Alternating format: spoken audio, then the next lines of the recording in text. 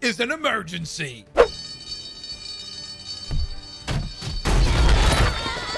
Yes, I genuinely feel like Miles in that one clip where I have to say I'm sorry. I made a mistake. Just as I got done uploading the last Marvel Rivals update video, guess what? Marvel Rivals was like, oh, you know what we're gonna do? We're gonna drop an emergency balance update that actually changes up the meta.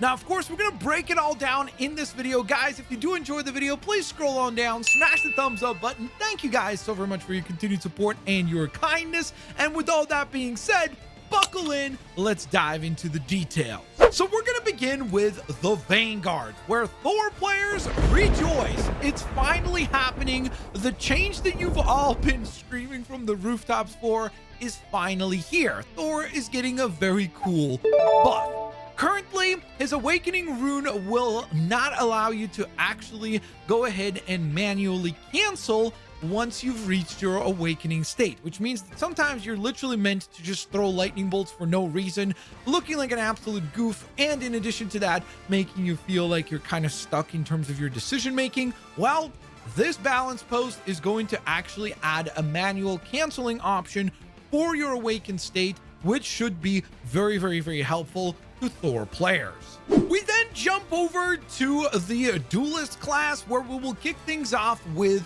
Moon Knight. Yes, indeed. Yes, indeed. Moon Knight players, we're getting a buff, which is particularly exciting because, of course, we're also going to talk about the new Moon Knight Phoenix Knight skin in just one moment. But to have a week where we're getting a new Moon Knight skin and the buff is definitely a major, major W.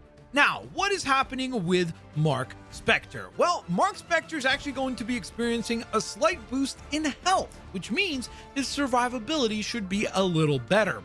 His current health points stand at 250 points, but after this balance post goes live, we'll be jumping up to 275 points instead. Star-Lord players, you're going to be very excited as well because he also will be receiving a buff in the form of a lower damage fall off at around the medium distance. Now, what does that mean?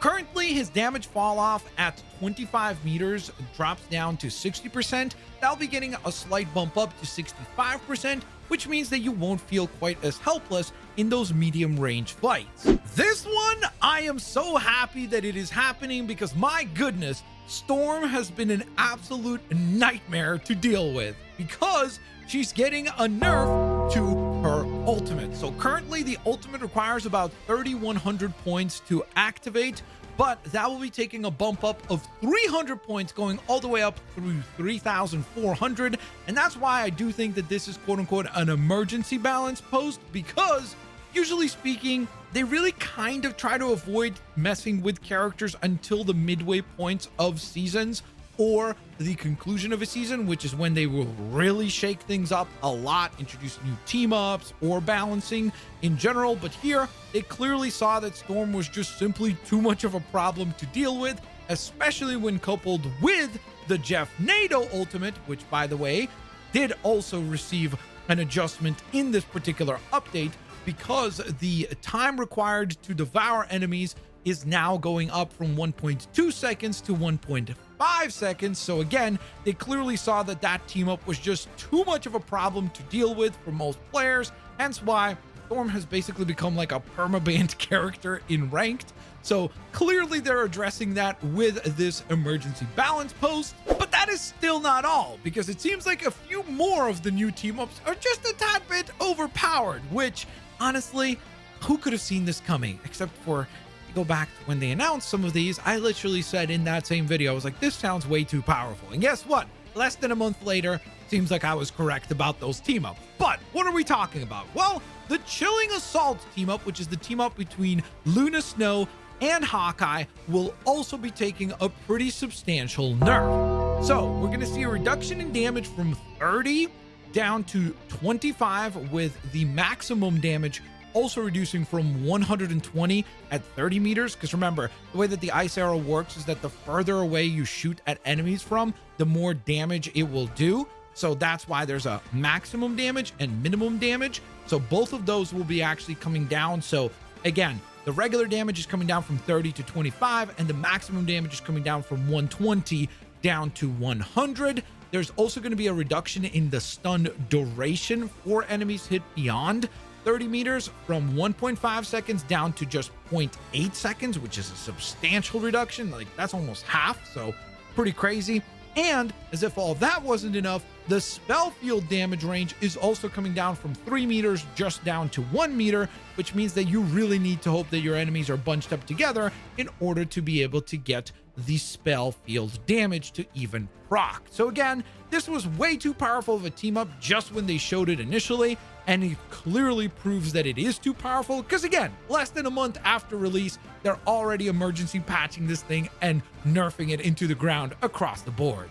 And speaking of nerfing things, we will also see an additional nerf to the Rocket Network, which is of course the team up between Rocket Raccoon and Penny Parker, where they are also adding a pretty substantial nerf because the Armored Spider Nest cooldown will now be going up from 20 seconds all the way up to 30 seconds. So that's a pretty substantial increase of 50% higher than where it currently is. So again, obviously they noticed that this is a tedious combo to deal with, and I 100% agree with it. By the way, I've seen it, I've played against it, I've used this team up, and it definitely feels just a tad bit overpowered. So hopefully this balance post will switch things up for the positive.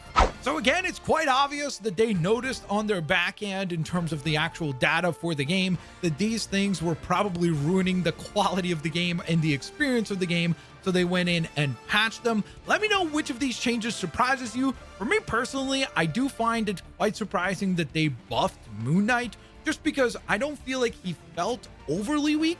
He's definitely a very situational character, meaning that you do need to play into a team that hopefully has 2 tanks, and if they have like a Mr. Fantastic as well, then it's even better.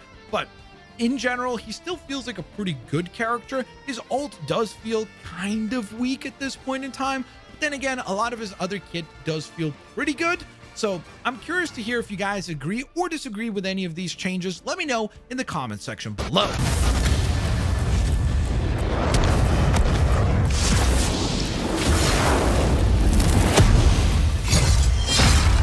And speaking of Moon Knight, holy freaking moly, this new trailer that just dropped for the Phoenix Knight version of the character is spectacular. My goodness, what a cool looking skin. Just an absolutely fantastic design. And this one is only going to run you 1,600 units because it has been confirmed to be an epic rarity skin. If you're going with the bundle route, you will be spending 1,600 units. Obviously, if you want to go ahead and purchase just the skin on its own, you'll be able to add that to your collections for just 1,400 units. But no matter what an absolutely stylish and beautiful design. I said it in my video yesterday where I was like, hey, listen, I'm going to wait and see this trailer and then react whether or not I'm going to get this one. And the trailer is so freaking good. The skin looks so freaking good. I am definitely adding this one to my collection as well. And another really cool thing about this new skin for Moon Knight is that once it releases tomorrow on Thursday night, it will actually bring up the total skin count for Moon Knight to 7, which would tie him up for the most amount of skins in the game with Venom. But of course, Venom will be getting another one, so technically Venom will be at 8, making him the most, I guess, costume or heavily costumed character. But nevertheless, for Moon Knight's side of things, we do have the default look. We do have the Golden Moonlight variant. Then we also did get the Blood Moon Knight recolor as well. And then as far as standalone originals, we got Mr. Knight. We had still the only legendary skin that he has, which is Lunar General. And of course, he also did get the Fist of Vengeance skin. And now all of that is getting a nice little bow at the top of it with the brand new Phoenix Knight skin being added as well. So there you guys have it. That is the emergency balance post change that will be going live with this season. Obviously, I said it in the update that since this update is going to be 1.5 gigabytes large, I was expecting there to be something else included, just in the sense that that is a pretty substantial amount of files to be included in something that only is adding essentially two to three skins. Like, that would be kind of surprising. So fear not, it does seem like the meta will be shaken up after this balance post goes live. So I will be obviously checking it all out on stream. I will hopefully see you guys here for that live stream. Like always, if you guys enjoyed today's quick emergency update video, then don't forget to leave a like. Thank you guys so very much for your continued support. I will hopefully see you guys here on the next one. Peace out. See you later, alligators.